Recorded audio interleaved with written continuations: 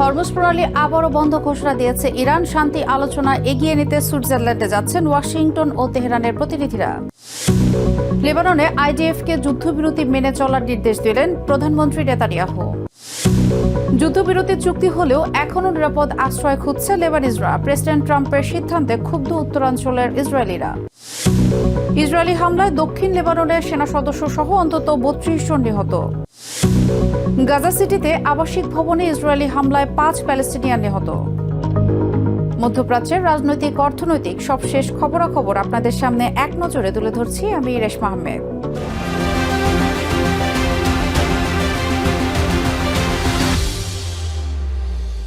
Israel ও আমেরিকার বিরুদ্ধে যুদ্ধবিরতি লঙ্ঘনের অভিযোগে আবারও হরমুজ প্রণালী বন্ধের ঘোষণা দিয়েছে ইরান। তেহরানের দাবি, হিজবুল্লাহ ও ইসরায়েলের মধ্যে হওয়া চুক্তি বাস্তবায়নে ব্যর্থ হয়েছে ওয়াশিংটন। অন্যদিকে উদ্ভূত পরিস্থিতিতে মধ্যস্থতাকারী পাকিস্তানের স্বরাষ্ট্রমন্ত্রী মোহসিন নাকভি শনিবার তেহরানে ইরানের পররাষ্ট্রমন্ত্রী আব্বাস আরাকচির সাথে জরুরি বৈঠক করেছেন।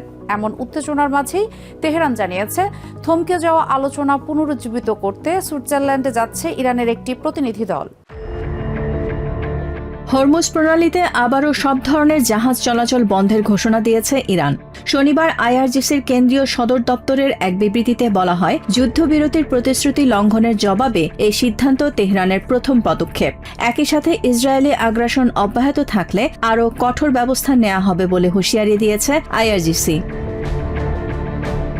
এমন এক সময়ে এই চরম উত্তেজনা যখন ওয়াশিংটন ও তেহরানের মধ্যে থমকে যাওয়া আলোচনা শুরু করতে আবারও সক্রিয় হয়েছে পাকিস্তান ও কাতার। সংকট নিরসনে এদিন জরুরি সফরে তেহরানে পররাষ্ট্রমন্ত্রী আব্বাস আরাকচির সাথে বৈঠক করেছেন পাকিস্তানের স্বরাষ্ট্রমন্ত্রী মোহসিন নাকভি। অন্যদিকে সুইজারল্যান্ডে থমকে যাওয়া আলোচনা শিগগিরই শুরু হতে যাচ্ছে বলে জানিয়েছে আল জাজিরা। একজন প্রত্যক্ষদর্শীর বরাতে কাতারি এই গণমাধ্যমটি জানায়, সুইজারল্যান্ডের একটি রিসোর্টে প্রেসিডেন্ট ট্রাম্পের বিশেষ দূত ও জামাতা জেরেড কুশনারকে দেখা গেছে।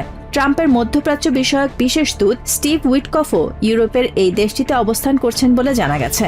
এছাড়া কাতারের পররাষ্ট্র ও প্রধানমন্ত্রী শেখ আব্দুর রহমান বিন জসিম আল থানি শুক্রবার সুইজারল্যান্ডের পররাষ্ট্রমন্ত্রী ইগনাজিও ক্যাসিসের সাথে বৈঠক করেছেন এবং সেখানেই অবস্থান করছেন। তেহরানের পক্ষ থেকেও নতুন করে আলোচনা শুরুর বিষয়টি নিশ্চিত করা হয়েছে। ইরানের পররাষ্ট্র মন্ত্রণালয়ের মুখপাত্র ইসমাইল বাঘেই জানিয়েছেন, এই সফরের লক্ষ্য ইসরায়েলকে যুদ্ধবিরতি মানায় বাধ্য করতে ওয়াশিংটনের নিশ্চয়তা আদায় করা। এই সফরের মূল উদ্দেশ্যই হল অপর পক্ষের কাছ থেকে প্রতিশ্রুতি বাস্তবায়নের দাবি জানানো। 14 দফার সমঝোতা স্মারকের প্রতিটি অনুচ্ছেদ খুবই স্পষ্ট। চূড়ান্ত চুক্তির জন্য আলোচনা তখনই শুরু হবে যখন প্রতিশ্রুতিগুলোর বাস্তবায়ন শুরু হবে। কিন্তু দুর্ভাগ্যবশত আমরা মাঠ পর্যায়ে তেমন কোনো পরিস্থিতি দেখতে পাচ্ছি না। তাই এই সফরে আমরা অপরপক্ষের দেয়া প্রতিশ্রুতিগুলো বাস্তবায়নের উপর জোর দিতে চাই এবং তারা ঠিক কিভাবে তাদের বাধ্যবাধকতাগুলো পূরণ করবে তা নিশ্চিত করতে চাই।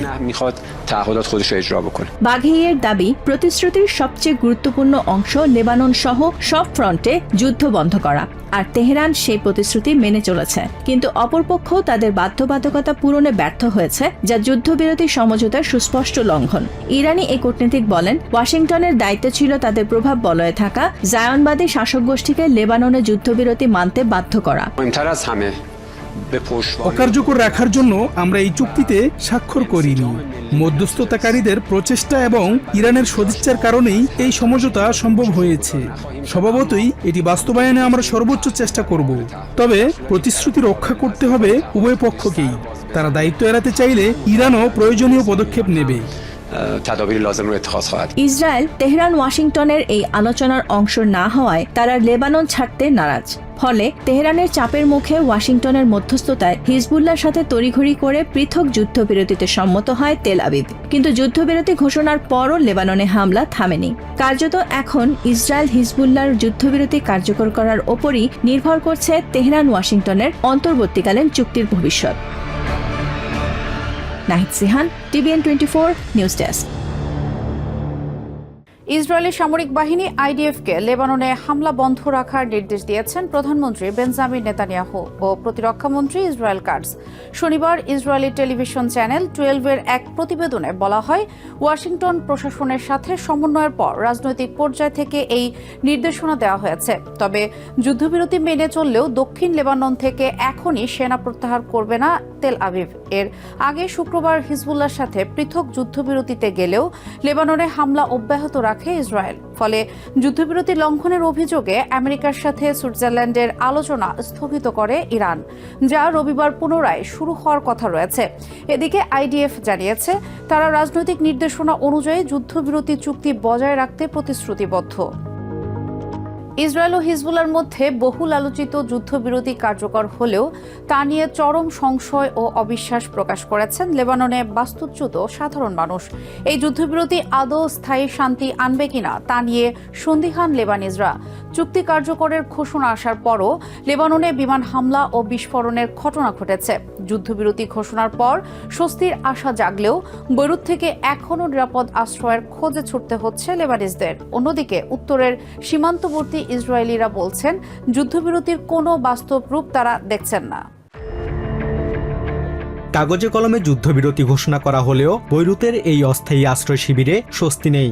ইসরায়েল ও হিজবুল্লাহর মধ্যকার এই চুক্তিকে বিশ্বাস করতে পারছেন না ঘরবাড়ি হারানো নিরাপদ আশ্রয় খুঁজে ফেরা লেবাননের এই নাগরিকরা। চুক্তি হওয়াটা ভালো, আমরা সবাই শান্তি চাই, কিন্তু ইসরায়েলিরা কখনোই চুক্তি মেনে চলে না। এর আগেও তারা বহুবার চুক্তি করেছে, কিন্তু প্রতিবারই তা ভঙ্গ করেছে। তারা মূলত দখলদার ও বিশ্বাসঘাতক। ইসরায়েলের ওপর আমাদের কোনো ভরসা নেই। আমেরিকা কি করবে তাও আমি জানি না।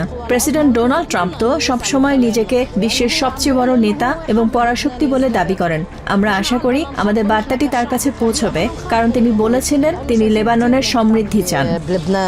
প্রেসিডেন্ট ডোনাল্ড ট্রাম্পের মধ্যস্থতায় হওয়া এই চুক্তির স্থায়িত্ব নিয়ে প্রশ্ন তুলেছেন অনেকে। আবার কেউ কেউ তাকিয়ে আছেন নিজেদের স্থানীয় নেতৃত্ব ও হিজবুল্লাহর দিক নির্দেশনার দিকে।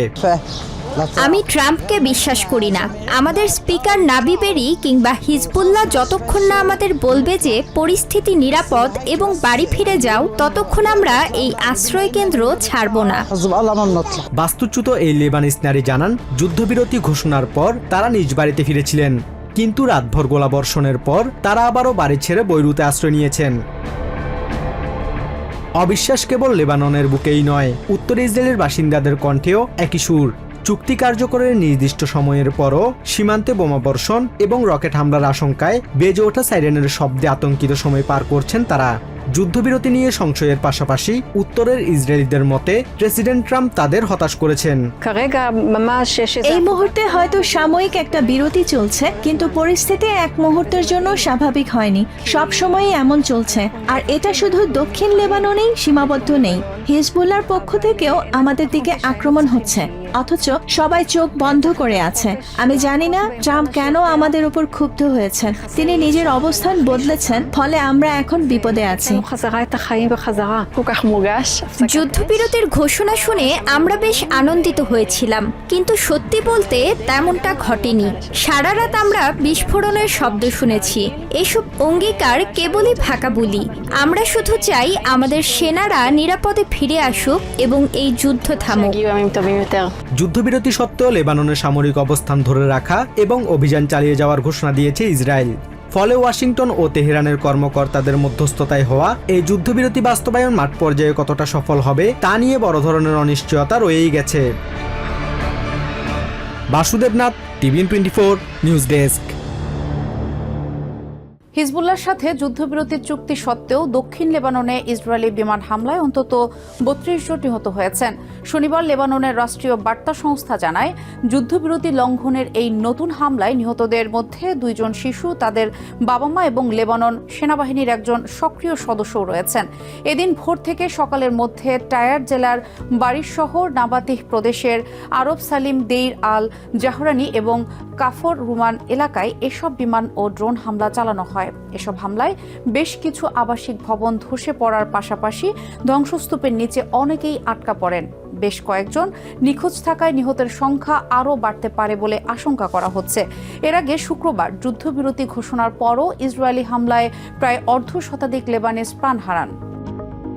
গাজা সিটির একটি আবাসিক ভবনে শনিবার ভোরে চালানো ইসরায়েলি হামলায় অন্তত 5 জন প্যালেস্টিনিয়ান নিহত হন।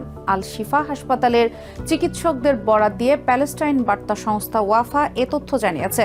ইসরায়েলি হামলায় নিহত প্যালেস্টিনিয়ানদের স্মরণে শনিবার শোক পালন করেছেন স্থানীয় বাসিন্দারা। ঘটনার বিষয়ে জানতে চাইলে ইসরায়েলি সামরিক বাহিনী জানায় তারা প্রতিবেদনটি খতিয়ে দেখছে, তবে তাৎক্ষণিকভাবে হামলা সম্পর্কে বিস্তারিত কোনো মন্তব্য করেনি। এদিকে গাজার স্বাস্থ্য মন্ত্রণালয় বৃহস্পতিবার জানিয়েছে, গত বছরের অক্টোবর মাসে আমেরিকার মধ্যস্থতায় কার্যকর হওয়া যুদ্ধবিরতির পর থেকে ইসরায়েলি হামলায় গাজায় নিহত প্যালেস্টিনিয়ানদের সংখ্যা 1009 জনে পৌঁছেছে। অন্যদিকে ইসরায়েলের দাবি, একই সময়ে প্যালেস্টিনিয়ান যোদ্ধাদের হামলায় তাদের 4 সেনা সদস্য নিহত হয়েছে।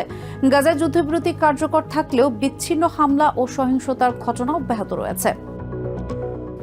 এক নজরে প্রতিদিন মধ্যপ্রাচ্যের খবর জানতে চোখ রাখুন TBN 24 নিউজ নেটওয়ার্কের ইউটিউব ও ফেসবুক পেজে। নিউ ইয়র্ক থেকে সম্প্রচারিত TBN 24 টেলিভিশন বিশ্বজুড়ে বাঙালির কণ্ঠস্বর।